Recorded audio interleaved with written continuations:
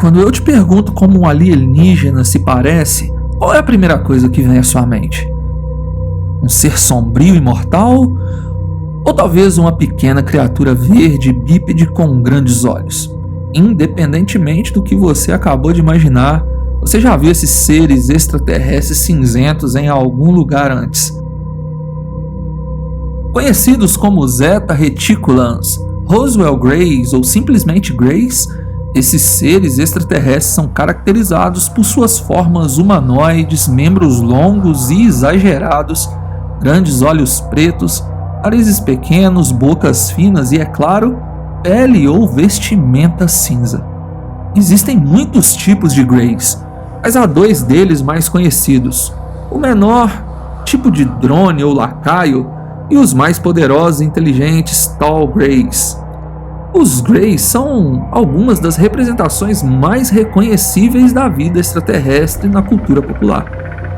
Mas de onde veio essa representação de extraterrestres e por que os Greys são os principais responsáveis por todas as abduções? Com base em alguns relatos, abordaremos sobre esses assuntos hoje. Pedimos o seu like e sua inscrição no canal.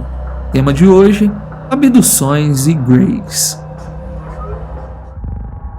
Vamos lembrar que as abduções sobrenaturais têm um longo histórico entre as mitologias terrestres, de rituais religiosos a deuses vindos do cosmo para reinar em meio aos humanos. É parcialmente por isso que é difícil dizer quando ocorreu o primeiro chamado encontro alienígena, embora um dos primeiros registrados tenha ocorrido em 1638. Os diários do governador John Winthrop, da colônia da Baía de Massachusetts, relatam avistamentos de várias aparições sutis na área, algumas acompanhadas por vozes desencarnadas. Essa série de avistamentos iniciou uma tendência que continuou até os dias atuais. O século XIX está repleto de relatórios originados nos Estados Unidos, como em 22 de janeiro de 1878, quando o agricultor do Texas, John Martin, alegou ter visto um disco voador que parecia ser em formato de um pires no céu. No final daquele século, moradores de toda a Califórnia relataram terem visto movimentos incrivelmente rápidos de alguma coisa que deveria ter entre 45 e 60 metros de tamanho. Começando em Sacramento, em novembro de 1896, centenas de testemunhas relataram aeronaves iluminadas no céu. Uma testemunha o descreveu como em forma de charuto com rodas, pilotada por 2 homens. Os motivos de abduções envolvendo a espécie humana poderiam estar ligados a experimentos genéticos. Ou seja, em outras palavras, somos os ratos de laboratórios de seres interplanetários. Planadores e aeronaves controlados por uma tecnologia desconhecida superior a tudo ao que os nossos olhos já viram. Isso realmente é real? De 1946 a 1960, ocorreu outra onda de avistamentos, dessa vez em todo o mundo ocidental, dando ao período o apelido de A Era do Disco Voador. Estados Unidos, Alemanha, Noruega, França, Itália e Finlândia viram picos de fenômenos aéreos incomuns. A maioria dos relatos indicava a aparência de uma aeronave sem asas, que não emitiam som, acompanhados por luzes brilhantes. A imprensa rotulou esses primeiros avistamentos, mas as pessoas que os testemunharam eram frequentemente ditas como loucas. Porém, a inteligência desses países começaram a se perguntar se esses objetos voadores eram realmente naves alienígenas ou, quem sabe, tecnologia espiã da União Soviética. Em 8 de julho de 1947, é um dia infame na história da queda de uma suposta nave alienígena no Novo México, Estados Unidos, que ficou conhecido como o Incidente de Roswell. Seguindo um comunicado de imprensa do oficial da Força Aérea dos Estados Unidos, a Associated Press relatou em programas de rádio e jornais que os restos de um disco voador haviam sido encontrados fora de Roswell, Novo México.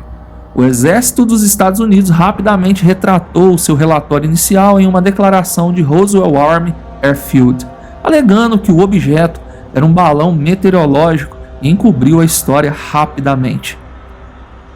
À medida que os avistamentos de fenômenos aéreos não identificados aumentaram nos anos 40 e 50, também aumentou a diversidade e frequência de alienígenas nos textos de ficção científica, filmes e, lógico, no imaginário humano. O primeiro satélite artificial da Terra foi lançado em 4 de outubro de 1957.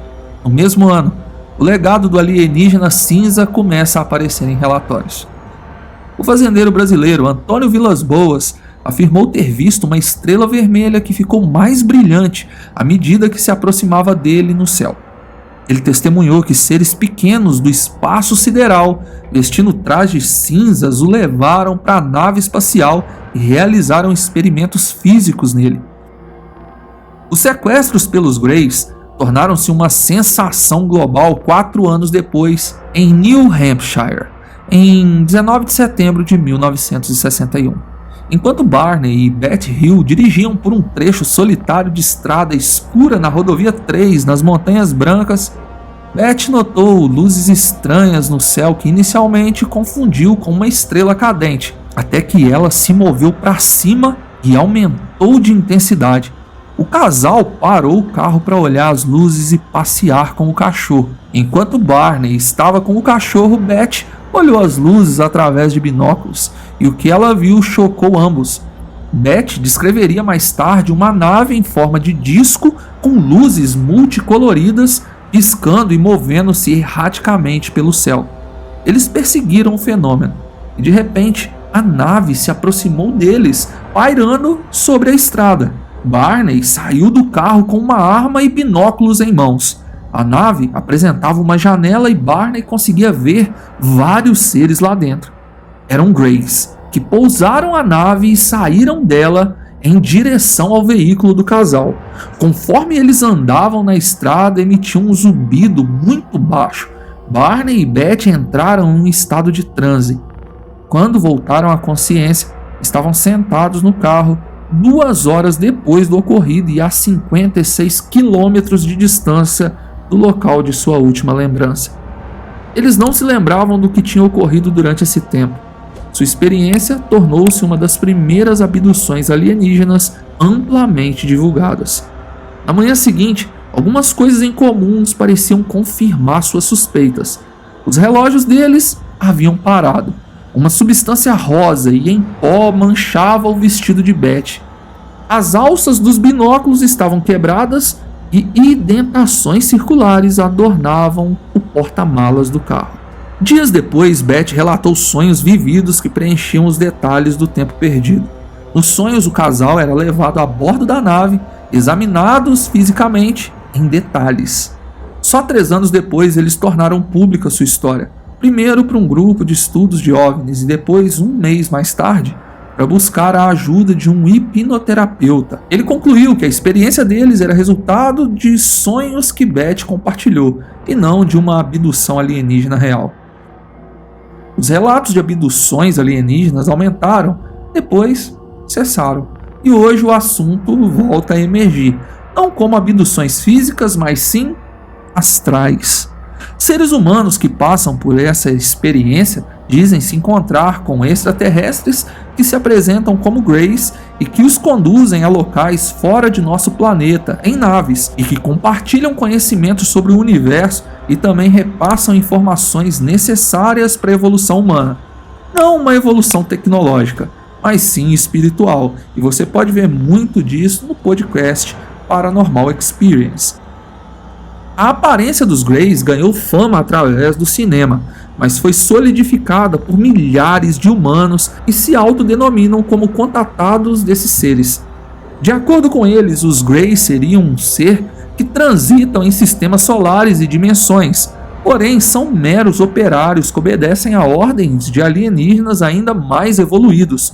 Por isso, eles são tão comuns nas abduções vivenciadas por humanos. O que eu realmente acho significativo, pelo menos nos últimos 20 anos, é que em uma pesquisa realizada em 2005 pela Gallup, descobriu-se que 24% das pessoas nos Estados Unidos acreditam que extraterrestres visitam a Terra. Uma conferência pública recente da NASA, realizada em 31 de maio de 2023, onde foi apresentado que em 27 anos a NASA documentou cerca de 800 casos, sendo que 2 a 5% desses casos, ou seja, mais ou menos 40, são considerados como anômalos, que quer dizer sem explicação. Seria isso uma grande preparação para revelar que realmente somos visitados por seres intergalácticos? Estaríamos realmente preparados para um avistamento em massa ou ainda somos muito primitivos para isso? Deixe sua opinião nos comentários e, por favor, clique no like e considere se inscrever nesse canal. Obrigado por assistir e até a próxima.